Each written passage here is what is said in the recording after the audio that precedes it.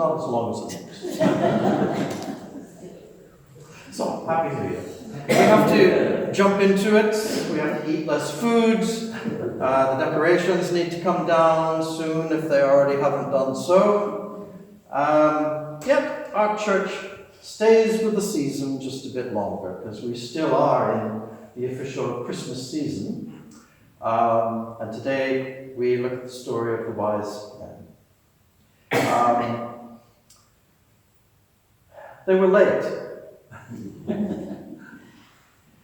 They didn't have public transport or good roads. They were with camels and all sorts of other stuff that came with them, so it took them a while. And our interpretation of the Bible story, and I suppose it's for convenience, so we can get all of those events into just a few weeks. It fits all these events together, but it actually probably took longer than the way we do it. As the wise folk approach the area of Jerusalem, towards the end of their journey, they must be slightly confused as to where that star is actually pointing. And I don't know what your image of it is. I suppose you think the star is going zzz, lands on the manger. But it was just a star in the sky, so it was just approximate where they were headed.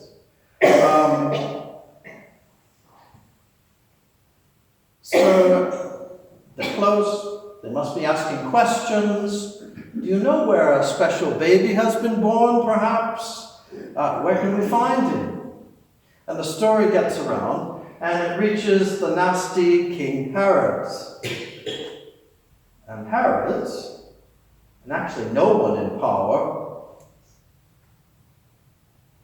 wants a Jewish Messiah to be crowned. The political system they have is not perfect, but it's working, sort of. Sounds like us, both for Jews and Romans. Anyone claiming to be a Jewish king at this point would cause all kinds of unrest, unreasonable hopes of what the future could be for a Jewish kingdom. So Herod craftily consults the Jewish leaders and the prophets and asks, well, where was this Messiah supposed to be born? And they said, well, Bethlehem, of course. And so he calls these wise men that have been around asking questions and everything. And he says, well, tradition says that this is going to happen in Bethlehem, so you should go there and look for the child. And when you find the child, tell me, Herod, because I want to meet him as well.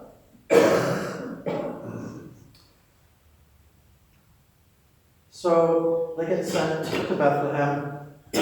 What is it, about 10 miles from Jerusalem, something like that. Now, the king's wisdom fails a bit here, because they don't figure out that Herod is actually very devious. He's plotting against them and the newborn king. So, they go to Bethlehem and they find Jesus. And they may well have returned to Herod to tell him about the baby they found.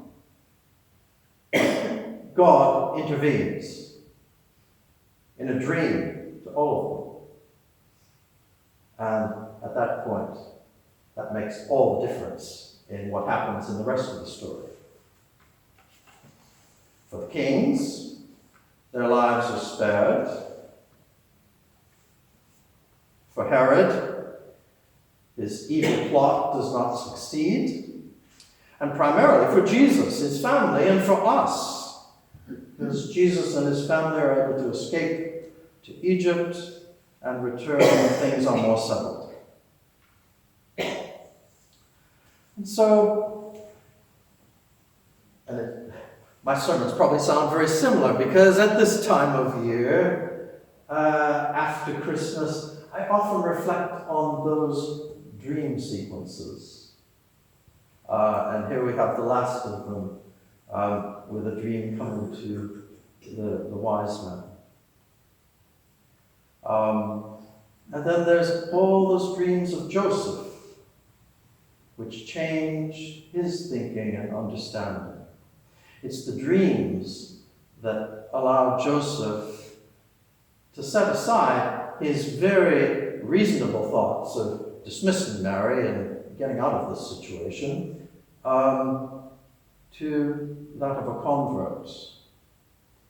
He's now a faithful participant in protecting and raising Jesus, this new Messiah.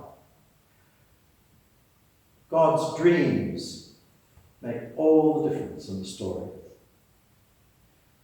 Mary, Jesus' mother, is visited by Gabriel, which itself could easily be seen as a vision or a dream to assure her of what is to be. Dreams are helpful, I think, in our own lives of faith. I don't think it was just for important prophets and the Holy Family. I believe they are, when carefully and prayerfully discerned, dreams can really inform our lives. Not always. Most of my dreams are absolute nonsense. I don't know about yours. But there are those times when, well, yeah, I think I know what this is about. I think I better think this through a bit more. I've been given this dream for a reason. Well, I suppose dreams are suspect in a way, because they are open to abuse like anything else. There will always be those who will manipulate them, because they can be manipulated. Because there's no way to verify whether someone dreamed something or not, and so you sort of have to believe them. So following someone else's dream for you is probably not wise. Except if that someone else is God. I remember very early in my ministry, I think I was still curate status. I remember Thelma very clearly, who went to another church, but she brought her very elderly Anglican husband to our church occasionally, and hated it, I suspect. And she said to me one day, "God told me to tell you to change this church and make it more spiritual." And she outlined what should happen to make this church more spiritual. And not that I'm close-minded, but I knew she was laden with a very heavy agenda, and I didn't trust her, frankly. My only response could be, God better give me that dream as well. Well, we all dream. It's fact. And as I said, many times they just seem disconnected, and nonsensical, and a mix of things that have gone on the day before, and all of that. But sometimes they rise above and are significant for us. And we all know when a dream stays with us that we need to pay attention to.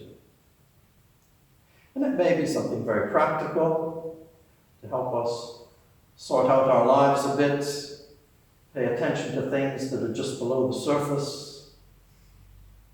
But I believe they have a spiritual function as well. And perhaps more outrageously, that God can speak to us in this way. So, rather than inflict my amateur understanding of dream theory onto you, I will read one of my favorite poems, and with that, wish you a Happy New Year. It's one of my favorites, so I'm sure I've read it at some point in the past as well. It's called God's Dream. God's Dream by Charles Piggy. And it's God speaking. I myself will dream a dream within you. Good dreams come from me, you know. My dreams seem impossible, not too practical, not for the cautious man or woman, a little risky sometimes, a trifle brash perhaps. Some of my friends prefer to rest more comfortably, in sounder sleep, with visionless eyes. But from those who share my dreams, I ask a little patience, a little humor, some small courage, and a listening heart. I will do the rest. Then they will risk and wonder at their daring, run and marvel at their speed, build and stand in awe at the beauty of their building. You will meet me often as you work, in your companions who share this risk, in your friends who believe in you enough to lend their own hands, their own hearts to your building, and the people who will stand in your doorway. Stay a while and walk away knowing they too can find a dream. There will be sun-filled days, and sometimes it will rain. A little variety, both coming from me. So come now, be content.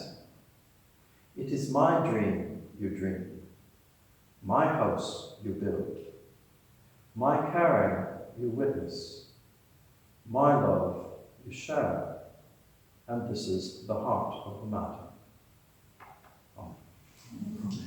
Amen.